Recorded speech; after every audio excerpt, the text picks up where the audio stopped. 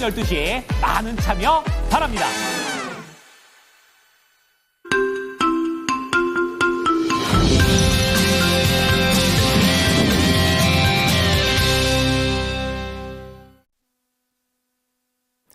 좋은 아침입니다. 모닝쇼 이건입니다. 자, 뉴욕 증시 1월 들어서는 혼조 또는 하락, 그에 반발 매수세. 어떻게 보면은 작년과는 약간 다른 분위기가 계속 이어지는 초장 분위기를 나타내고 있는데요. 이날도 혼조 마감을 했습니다. 지난달 고용지표 강세로 인해서 금리 인하에 대한 기대감이 후퇴됐다라는 그런 내용이 2거래일 연속으로 시장에 악재가 되고 있습니다. 자, 그런 가운데 달러 인덱스가 2년 2개월 만에 최고치를 기록을 하게 되면서 달러화에 대한 부담도 높아지고 있는데요. 자, 오늘도 모닝쇼를 통해서 시장을 한눈에 바라보시기 바랍니다. 첫 번째 하이라이트입니다. 밤에 나왔던 그런 내용이 되겠는데요. 이제 미국의 AI 반도체와 관련해서 결국 실질적으로 수출 제한과 관련된 정책이 발표가 됐습니다. 다행히 한국은 계속해서 제외가 되면서 우호국에 대한 혜택을 얻겠지만 중국 같은 경우에는 반대로 이제 명문화되는 그런 상황에 제재를 받게 됐습니다. 자, 그런 가운데 계속해서 미국의 국채금리 10년물이 문제가 되고 있습니다. 이제는 앞자리가 바뀔 수도 있다라는 그런 우려감이 시장의 발목을 잡으면서 초장 분위기를 안 좋게 했었는데요. 다시 한번 발작에 대한 가능성이 시장에서 나오고 있습니다. 자, 그런 가운데 미국과 다르게 유럽에서는 전혀 다른 움직임으로 금리 인하를 더 해야 된다는 분위기가 나오고 있습니다. 잠시 후 관련된 인사의 발언들 모아보겠습니다. 자, 그런 가운데 특징주 체크해 보겠습니다. 이날 안타깝게도 이 반도체 관련된 종목들이 엔비디아를 중심으로 하락을 했습니다. 위에 헤드라인 첫 번째 나와 있던 악재가 영향을 미쳤고 또 엔비디아 같은 경우는 개별적인 악재들도 있었습니다. 자, 그런 가운데 이렇게 시장이 방향성을 못 잡고 있을 때 화장품 관련된 종목들은 긍정적이었었는데요. 그중에서도 엘프 뷰티에 대해서 잠시 후에 알아보겠습니다. 자, 이렇게 국채금리가 계속해서 위로 올라가는 가운데 비트코인의 가격대가 흔들렸고 결국에 장중에 9만 달러대가 밑으로 좀 하회하는 모습도 나왔습니다. 그렇다 보니까 결국에 회복은 했지만 코인 관련된 종목들의 변동성이 커졌고요. 마지막으로 양자 컴퓨팅 관련주는 메타의 저크버거 CEO가 또다시 안 좋은 얘기를 하게 되면서 관련주들이 두 자릿대의 하락을 보였습니다. 자, 그런 가운데 오늘 시장에서 봐야 될 6가지 뉴스도 준비가 되어 있습니다. 첫 번째는 이제 헤드라인 1번과 똑같은 내용이 되겠습니다. AI 반도체 수입 상한제와 관련된 추가적인 내용 좀 짚어보고요. 두 번째에서는 딥페이크와 관련된 내용입니다. 지금 개인정보보호위원회에서 관련된 보안 정책을 추진한다는 내용입니다. 세 번째로는 여행과 관련된 소식인데요. 이 중국에서 다시 한번 무비자 국가를 더 확대하게 되면서 소비 활성화에 박차를 가한다는 내용입니다. 자, 밑으로 내려와 보시면 3가지 종목 준비가 되어 있습니다. 오늘 모닝 리포트에서는요, 첫 번째 소비주인 빙그레를 체크해 보겠습니다. 최근에 빙그레가 바닥을 딛고 주가가 상승세를 타고 있는데요. 이제 그것과 관련된 근거를 좀 내용을 얘기하고 있습니다. 내수 그리고 수출, 주주환원이 키워드입니다. 자, 두 번째는 삼성중공업입니다. 자, 우선 삼성중공업의 4분기 실적은 소폭 하회를 할 것이다라는 그런 내용 속에 점진적인 성장은 계속 유지된다라는 쪽으로 좋게 해석을 했습니다. 자, 마지막으로 최근에 네이버와 관련된 긍정적인 리포트들이 나오는 반면에 카카오 같은 경우에는 우려되는 리포트들이 나오고 있습니다. 제목부터가 날씨만큼 추운 업황이라고 얘기가 나왔는데요. 어떠한 내용인지 잠시 후에 파보도록 하겠습니다. 자, 우선 뉴욕 증시 혼조 마감을 했습니다. 이날 시장에서는 나스닥이 밀리면서 결국에 마감을 했고요. 다우존스와 S&P 500은 장중에 반등에 성공하면서 강보합 정도의 흐름으로 거래를 마치는 모습이었었는데요. 지금 금리 인하에 대한 실망감이 계속 시장을 누르고 있고 10년물 국채 금리가 이제 거의 앞자리가 바뀌려는 그런 위협을 보여주고 있습니다. 자, 그런 가운데 12월 소비자 물가 지수, 굉장히 중요한 이번 주 지수가 되겠는데요. 이 지표 자체가 15일 날 발표를 예정하고 있기 때문에 조금 더 보고 가자라는 시장의 분위기도 있었습니다. 자, 헤드라인 하나씩 체크해 보겠습니다. 첫 번째는 AI 반도체 결국에 제재를 공식적으로 가한다라는 내용인데요.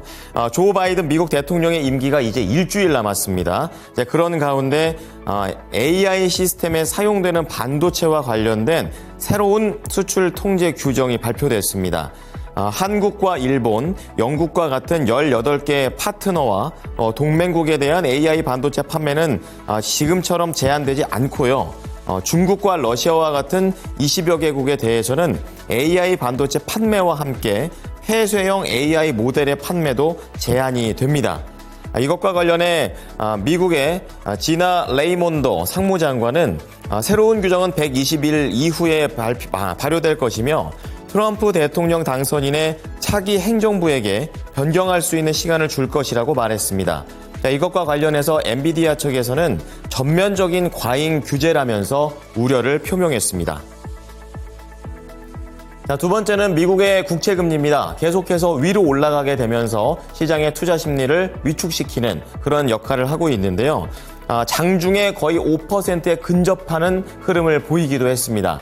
자, 이날 10년물은 4.7%, 2년물 4.3%, 30년물이 4.9%까지도 올라가면서 거래가 진행된 바 있는데요. 미국의 지난주 노동부가 발표했던 강력한 고용 보고서와 미시간대 기대 인플레이션은 안 그래도 치솟던 국채금리에 기름을 부었다라는 평가입니다. 그리고 오는 15일에 발표 예정인 12월 소비자 물가지수가 만약에 예상을 웃돌 경우 국채금리가 5%를 돌파하며 금융시장 전반에 거품 붕괴를 불러올 수 있다는 관측도 제기됐습니다. 자산운용사 야누스 핸더슨 쪽에서는 10년물 금리가 5%를 찍게 되면 반사적으로 주식 매도세가 있을 것이라면서 S&P 500이 10% 하락할 가능성도 있다고 경고했습니다. 자, 금리와 관련해서는 미국의 분위기는 동결로 가고 있습니다. 하지만 유럽에서는 인하의 분위기가 이어지고 있는데요. 유럽 중앙은행의 인사들이 미국 연준의 기준금리 경로와 무관하게 ECB 정책금리를 인하하겠다는 뜻을 밝혔습니다. 대표적으로 올리 렌 핀란드 중앙은행 총재의 말에 따르면 디스인플레이션이 궤도에 오르고 성장 전망이 약화하는 상황에서 금리 인하는 계속돼야 되는 것이 합리적이다라고 얘기를 했고요.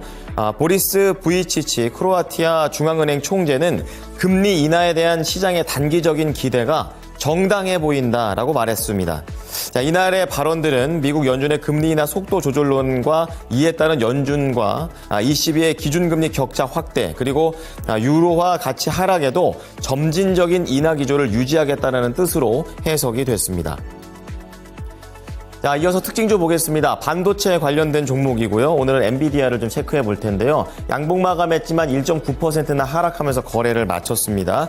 앞서 말씀드렸던 AI 반도체 제재와 관련해서 수출 악재가 떴고요. 그런 가운데 주요 고객사들의 블랙웰 칩과 관련된 주문 연기가 되는 모습입니다.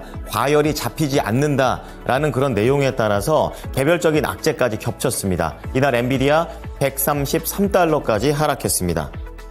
자, 두 번째 종목은 화장품 쪽에서 엘프 뷰티입니다. 증권가 호평에 강세를 뗐는데요. 모건 스탠리 쪽에서 투자 의견도 높였고 목표 주가도 139달러에서 153달러까지 올렸습니다. 최근에 사업을 엘프 뷰티가 확장하고 있는데 장기적인 관점에서 긍정적이라고 얘기하면서 최근에 동사의 시장 점유율이 확대 추세에 접어들었다는 것도 또 하나의 근거가 됐습니다. 자, 이날 엘프 뷰티는 5.7% 이렇게 혼조된 장세 속에서 강세를 띄었고요. 132달러에 거래를 마쳤습니다. 자, 세 번째는 코인 관련된 종목들입니다. 비트코인이 약세를 보여주게 되면서 동반 하락했는데요. 우선 9만 달러를 장중에 하회하기도 했었습니다. 이날 작년 11월 이후 두 번째 만에 비트코인의 이런 하락세가 포착이 된 것이고요. 채권 금리의 하락세 얘기까지 나오게 되면서 투자 심리는 더욱 불안해지는 흐름이었습니다. CNBC 쪽에서는 투자자들은 올해 1분기가 이전에 예상했던 것보다 가상화폐한테 더 큰 혼란이 될 수 있다라고 우려했습니다.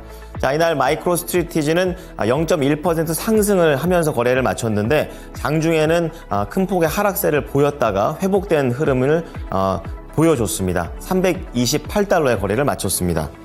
자, 마지막으로 양자 컴퓨팅 보겠습니다.